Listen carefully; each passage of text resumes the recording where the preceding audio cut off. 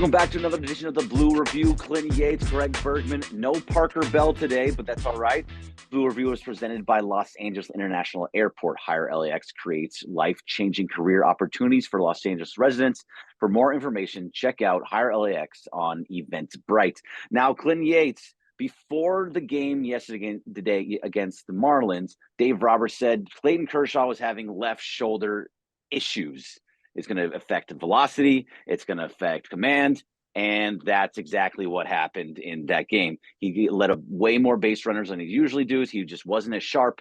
He had the curveball, looked really good, but besides that, he just was not the same Clayton Kershaw. Right now, he says that he has to just keep pitching through it. It's not going to affect him if he sits down, and it's not going to affect him if he pitches. So he's going to keep going no matter what. What's the best move here? Because we need him. He needs to be ready for the postseason. He doesn't need to be ready right now, but he also has to be ready to pitch at a high level. I don't think there's anything you can do. I think that the Dodgers, the term painting yourself into a corner isn't necessarily appropriate, but they have been painted into a corner, whether it was of their own doing or not. I mean, the bottom line is that Clayton looks old.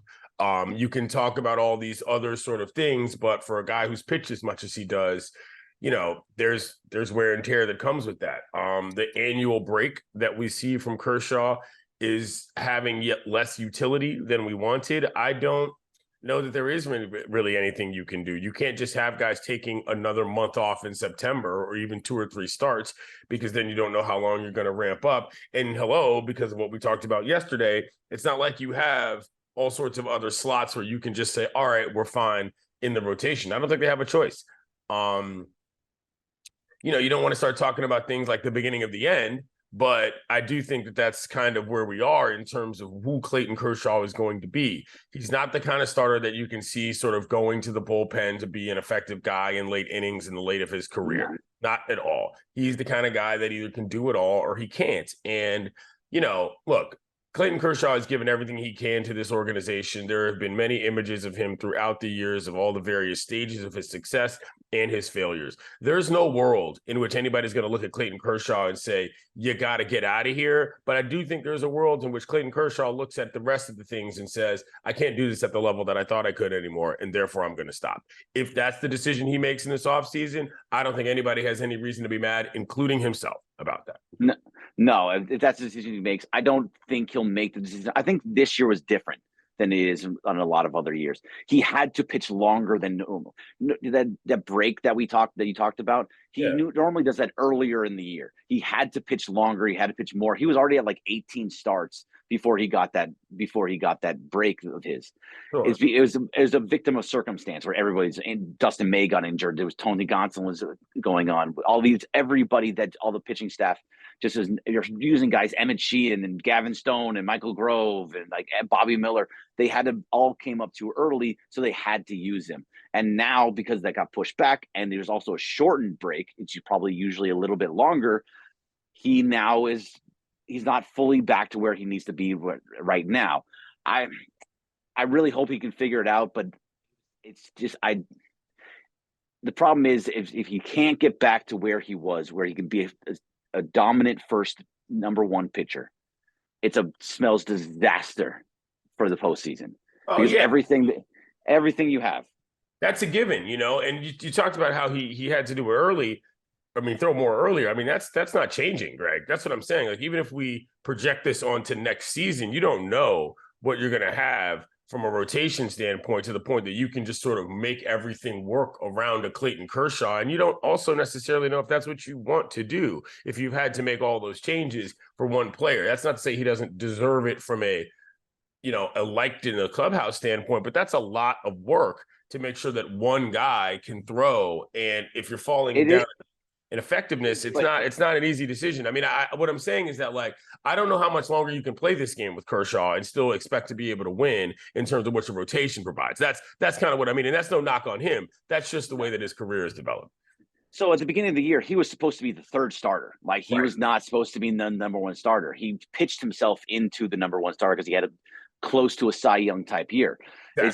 So next year, you you hope that he moves into a later role, like where he's the number 3 starter or maybe even a number 4 starter. Because as long as Clayton Kershaw wants to pitch for the Dodgers, he's going to pitch for the Dodgers. He signed these 1-year deals and just keep coming back until he doesn't want to do it anymore.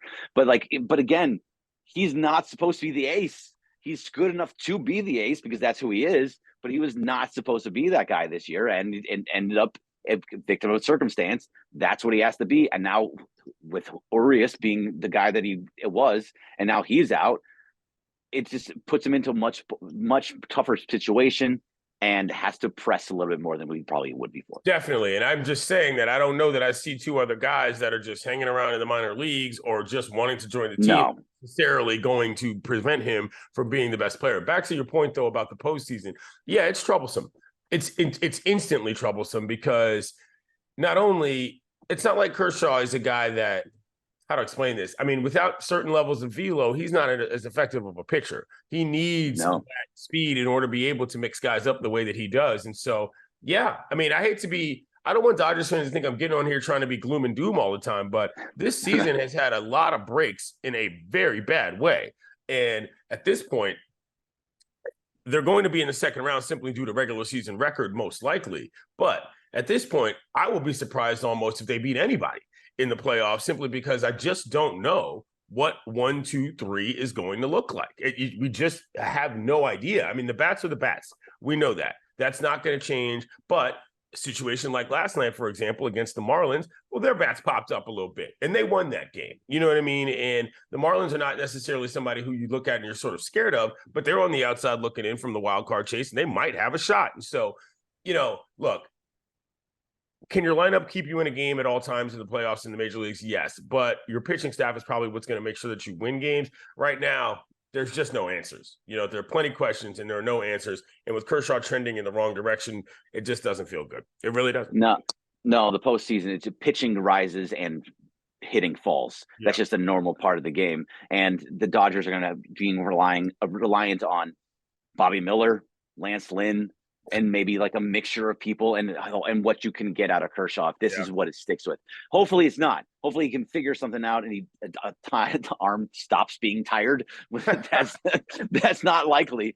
But so it seems like it's one of those years where it just isn't going to work out. Right. It's too bad. I would hopefully, by the way. So we'll see if he can find something that we're used to. Figure something out because he was terrible in the last start against a good lineup. He was. All right, that'll do it for the Blue Review. Thank you, Clinton Yates. See Parker Bell back tomorrow, and appreciate LAX. Thank you, LAX.